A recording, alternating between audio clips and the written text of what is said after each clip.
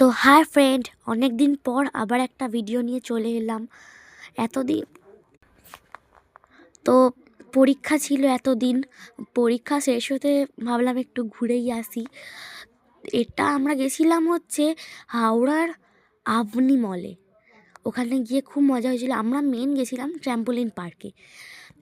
এবার ওই ট্র্যাম্পোলিন পার্কে থেকে নিচে নামবার সময় এটা চোখে পড়লো। দাম নিয়েছিল 100 টাকা, তিনজন উঠেছি তাই 300। আর আমার পেছনে যারা দুজন বসে আছে তারা দুজন কে, এটাই তো ভাবছো। ছোটটা হচ্ছে আমার ভাই আর বড়টা হচ্ছে আমার মিমি, মানে আমার মাসি। আর একজন দেখবে ওই পপকর্নের দোকানের সামনে সাদা সোয়েটার পরে বসে আছে, এক্ষুনি আসবে। তা কোথায় পরে আসছি, তোমরা পরীক্ষায় পরে কোথায় কোথায় ঘুরতে গেলে আমাকে কমেন্টে জানাবে। কিন্তু সবাই ভাবছো যে গলাটা এরকম কেন, একটু ঠান্ডা লেগে গেছিলো ওখানে গিয়ে, একটু হাওয়া লেগে। তাই এই যে টাটা দিল, এটা হচ্ছে আমার দিদা।